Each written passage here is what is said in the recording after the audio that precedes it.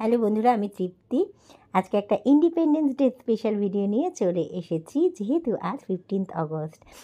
ভিডিওতে যে জায়গাটা দেখা যাচ্ছে আসলে সেটা একটা স্মৃতিসৌধর জায়গা, আর ব্যাকগ্রাউন্ডে যে পাহাড়টা দেখা যাচ্ছে সেটারও কিন্তু একটা গৌরবের ইতিহাস আছে।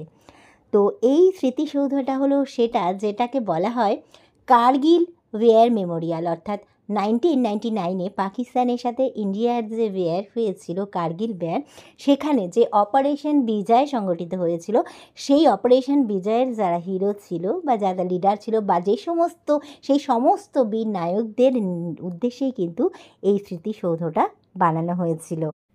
তবে কার্গিল যুদ্ধের হিরো সম্পর্কে কিন্তু আগে একটা ধারণা ছিল, যে অপারেশন বিজয়টাকে লিড করেছিল ক্যাপ্টেন বিক্রম বার্তা, কারণ তার একটা বায়োপিক মুভি এসেছিল। এখানে ভিজিট করার আগেই আমি সেটা দেখেছিলাম, শের সিং নামে।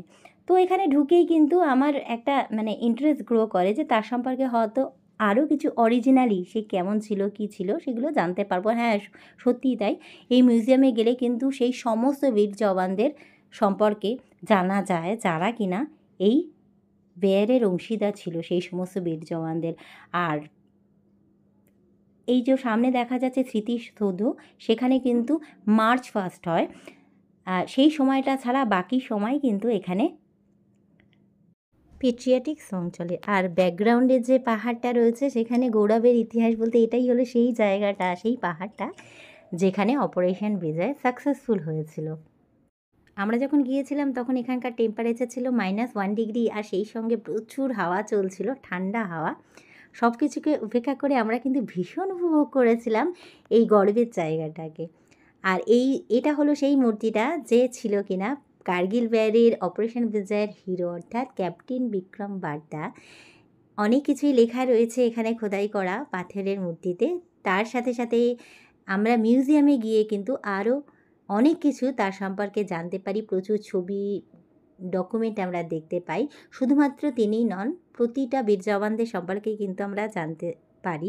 আর এখানে ভিজিট করার শেষে কিন্তু একটা ডকুমেন্টারি শোর অ্যারেঞ্জ করা হয় প্রতিটা ওয়ার মেমোরিয়ালই, সেটা আমরা দেখেছি, যেখানে একটা 15 থেকে 25 মিনিটের মধ্যে ডকুমেন্টারি শো আমরা দেখে জানতে পারি যে এই ওয়ার প্রথম থেকে শেষ পর্যন্ত কিভাবে হয়েছিল, কিভাবে শেষ হয়েছিল।